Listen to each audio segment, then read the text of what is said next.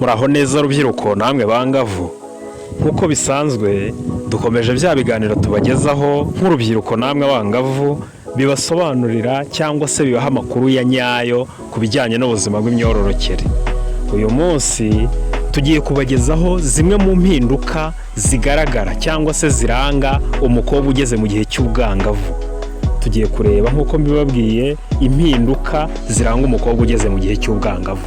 Tubasabye kudukurikira rubyiruko ngimbi namwe bangavu kugira mumenye impinduka zigaragara ku bana b'abakobwa bageze mu gihe cy'ubwangavu.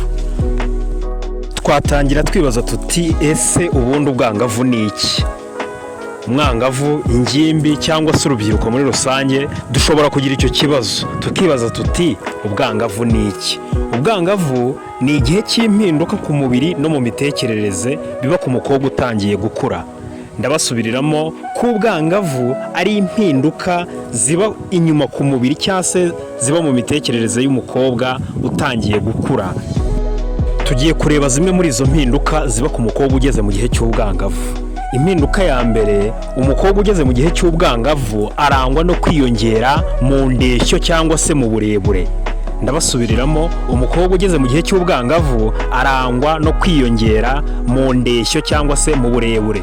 Nk'uko mubibona kuri ekara zanyu, murabona uwo mukobwa yari akiri umwana muto, ariko atangiye kwinjira mu gihe cy'ubwangavu indeshyo ye yariyongereye nk'uko bigaragara.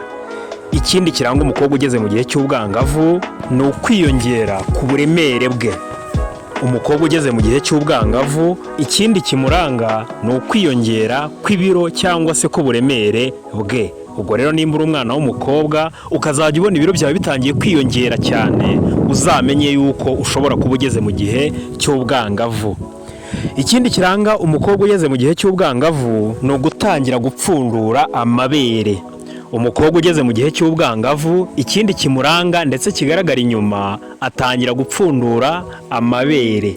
Bivuze iki rero? Nimba uri umukobwa ukaba utangiye kubona amabere yawe ari kugenda akura yiyongera, umenye yuko ushobora kuba utangiye kugera mu gihe cy'ubwangavu. Ikindi kandi kiranga umukobwa ugeze mu gihe cy'ubwangavu, atangira kumera ubwoya ku myanya ye y'ibanga. Atangira kumera utwoya ku myanya myibarukiro ye. Utwo twoya mu kinyarwanda nitwo bita insya. Si ibyo gusa, kuko umukobwa utangiye kugera mu gihe cy'ubwangavu amera n'ubwoya munsi y'ukwaha kwe. Amera ubwoya munsi y'ukwaha kwe, ubwo bwoya nibwo twita mu kinyarwanda incakwaha. Ikindi kiranga umukobwa ugeze mu gihe cy'ubwangavu, umukobwa ugeze mu gihe cy'ubwangavu atangira kujya mu mihango. Ndabasubiriramo, ikintu kindi kiranga ndetse kiba n'igihamya gikomeye kigaragaza ko umukobwa amaze gukura, amaze kujya mu gihe cy'ubwangavu bya nyabyo, ni ugutangira kujya mu mihango.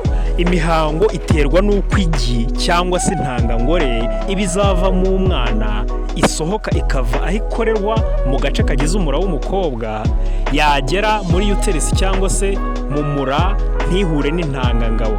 Iyo idahuye n'intangangabo, iyo ntangangore ndetse n'ibyari bigenewe kuzatunga wa mwana byose bisohoka hanze biciye mu gitsina cy'umukobwa cyangwa se cy'umugore, bigasohoka hanze ari nk'amaraso avanze n'ibindi bintu. Icyo gihe nicyo twita ko umukobwa cyangwa se umwangavu atangiye kujya mu mihango.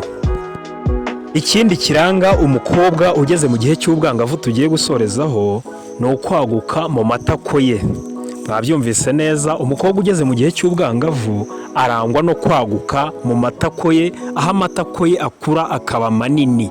Ahangaha biterwa n'imisemburo ivubuka ari myinshi kugira ngo amatako ye yaguke, bityo bizamworohereze kuba yabyara umwana mu gihe azaba amaze gukura no gushinga urugo. Turabashimiye cyane rero rubyiruko, turabashishikariza kudukurikira ku zindi nama z'impamo zijyanye n'ubuzima bw'imyororokere. Turabashimira cyane rero ko mwadukurikiye, tubashishikariza gukora subscribe, like, share ndetse na comment, ndetse no gukurikira ibiganiro byacu by'ubutaha. Murakoze.